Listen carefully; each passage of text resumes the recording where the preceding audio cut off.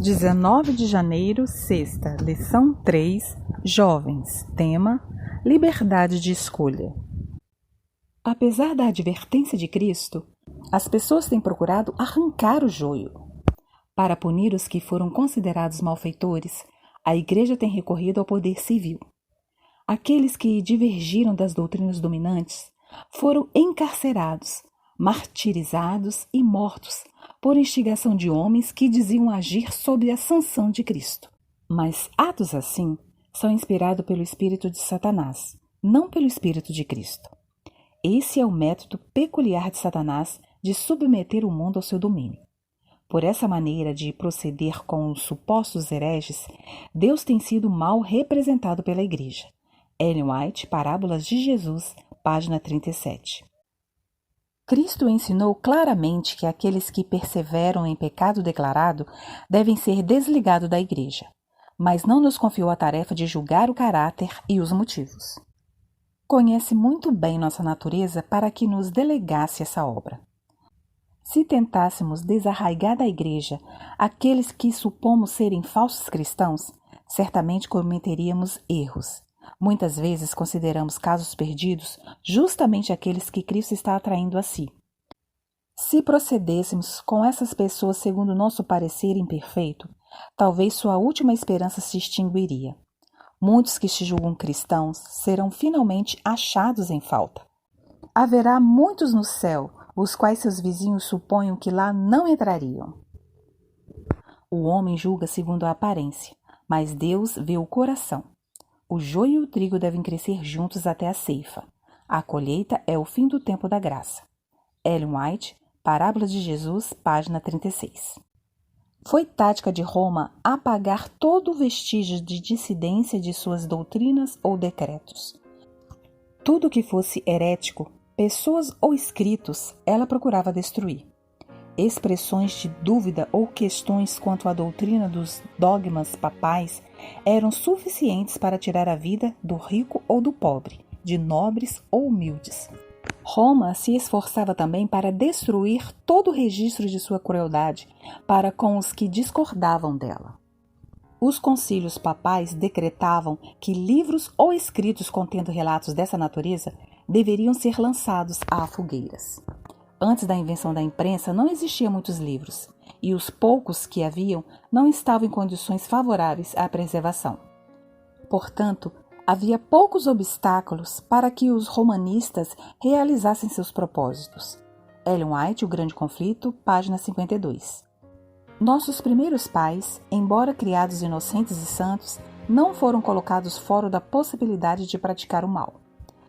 Deus os fez como seres morais livres, capazes de reconhecer a sabedoria e benignidade de seu caráter, e a justiça e as suas ordens, e com ampla liberdade de prestar obediência ou recusá-la.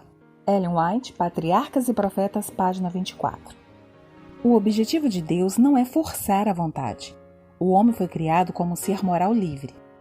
Como os habitantes de todos os outros mundos, devia estar sujeito à prova da obediência, mas ele nunca é colocado em uma posição em que seja forçado a praticar o mal.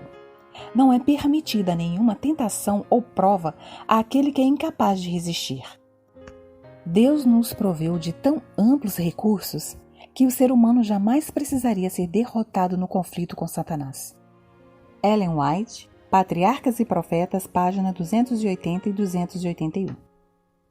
Disciplina e amor. Eu repreendo e disciplino aqueles que amo. Portanto, seja zeloso e arrependa-se. Apocalipse 3, verso 19. Quando era pequeno, resolvi sair para brincar com alguns amigos. E a brincadeira estava tão legal que perdi a noção do tempo. Quando me dei conta, já era noite.